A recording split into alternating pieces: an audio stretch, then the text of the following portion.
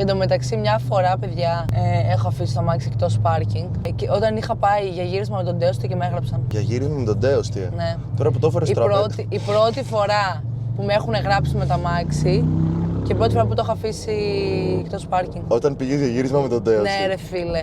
Μου βγήκε 40 ευρώ το γύρισμα. Δεν μπορώ να αναπτύξω παραπάνω σε αυτό το θέμα, δεν θέλω. Απλά το θέμα είναι μετά τι συνέπειες θέλω να έχω, κατάλαβες. Θέλω να έχω μετά σορτάκια και reels που να. Ο Τέοστη. Ναι, δεν ξέρω, ασχολείται ακόμα με το social. Για όντως δεν έχω ξαναδεί από τότε. Όχι, ρε, από τότε που έγινε αυτό με τον unfollow δεν έχω ξαναδεί ούτε ένα. Τι τον έκανες unfollow? Ρε, εγώ δεν τον έκανα τότε που έγινε αυτό όμως. Εγώ τον είχα κάνει unfollow πριν κάνει εσύ βίντεο. Εγώ γενικά ακολουθώ πάρα πολύ λίγα άτομα και τα άτομα που ακολουθώ είναι όντως όσοι θέλω να βλέπω. Τύπου, αν σε ένα μήνα με μια γνωστή μου, ας πούμε, λέω ότι δεν θα τη ξαναμιλήσω, δεν έχουμε κοινά ενδιαφέρον, θα την κάνω unfollow, αλλά δεν σημαίνει ότι την αντιπαθώ. Απλά δεν μπορώ την πολλή πληροφορία στο μυαλό μου. Εντάξει, εγώ το καταλαβαίνω αυτό, αλλά καταλαβαίνεις πώς. Και γενικά, ας πούμε, και κοπέλες που γνωρίζω σε event και γνωστές και τέτοια, που μπορεί να με κάνουν follow και πιο γνωστές από μένα.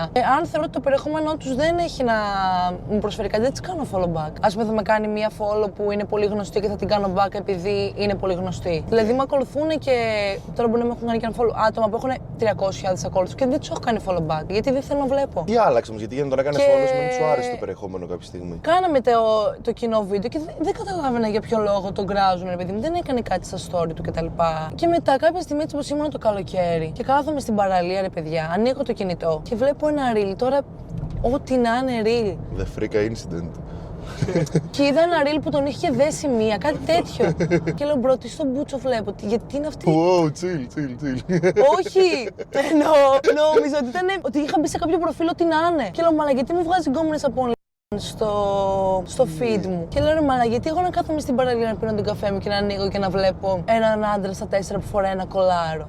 Δεν κατάλαβα. Ναι, και λέω, γιατί ρε φίλε να κάθομαι να πίνω τον καφέ μου και να βλέπω έναν άνθρωπο που τον έχει δέσει μία. Που τον έκανα απλά unfollow, αλλά δεν είχα κάποιο θέμα μαζί του. Δηλαδή και εσύ τώρα να κάνεις, να σε δέσει κάποιος, πάλι θα σε κάνω unfollow. Αλήθεια. Ναι, τι, γιατί αν με δέσει η φρίγια θα με κάνεις unfollow. Γιατί να θέλω να δω έναν άνθρωπο που τον δένει μία και τον έχει σαν σκυλί. Εντάξει, κοίταξε, εγώ με ένα καλό μου φάνηκε το βίντεο, δεν ξέρω τώρα το δικό σου το πρόβλημα που είναι, να σου πω την αλήθεια.